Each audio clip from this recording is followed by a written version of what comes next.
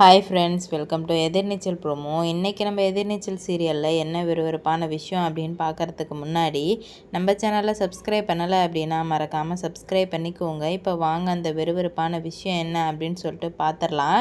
இப்போ யாருமே எதிர்பார்க்காத அளவுக்கு ஒரு ட்விஸ்ட்டை நம்ம குணசேகரன் வைக்கிறாரு. அதுவும் கேவலமான ஒரு செயலை பண்ணுறாரு.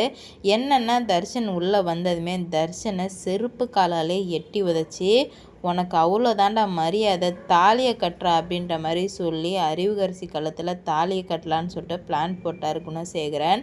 பிளான் போட்டால் கூட பரவாயில்லைங்க, ஒரு உயிரை கொன்னுட்டு குணசேகரனுக்கு தன்னோட சந்தோஷம் மட்டும்தான் குணசேகரனுக்கு பெருசாக போயிடுச்சு. வேறு எதுவுமே குணசேகரனுக்கு பெருசாக போகவே இல்லை. ஏன்னா குணசேகரன் இவ்வளோ ஒரு கேவலமான ஆளாக இருப்பார் சொல்லிட்டு எதிர்பார்க்கவே இல்லை. குணசேகரன் நம்புறது ஒன்று தான், ஒரு விஷப்பாம்பை நம்புறது ஒன்று தாங்க. ஏன்னா இப்போ குணசேகரன் ஒரு விஷப்பாம்பு மாதிரியே நடந்துக்கிட்டாரு. அதுவும் நம்ம ஈஸ்வரியால் அது தாங்கிக்கவே முடியல.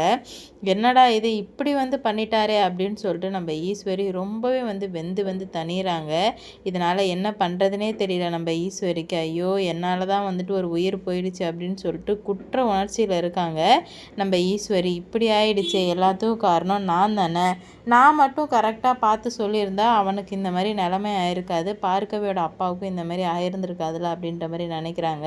ஏன்னா பார்க்கவியோட அப்பா இப்போ உயிரோட இல்லை, ஏன்னா இறந்துட்டாங்க. அதுக்கு காரணம் குணசேகரன் தான் கொல்ல சொல்லிட்டார். இதுக்கு மேலே இருக்கவே கூடாது, இவங்கெல்லாம் உடனடியாக கொன்னுடு கதிர் அப்படின்னு சொன்னதுனால தான் இவ்வளோ பெரிய முடிவு எடுத்து இப்போ குணசேகரன் கொஞ்சம் கூட மனசாட்சியே இல்லாமல், ஈவு இறக்கமே இல்லாமல் இப்போ கொன்னுட்டாங்க. இதனால் அடுத்தடுத்து என்ன நடக்க போகுது அப்படின்னு சொல்லிட்டு வெயிட் பண்ணி பார்க்கலாம். இந்த வீடியோ பிடிச்சிருந்தா சப்ஸ்கிரைப்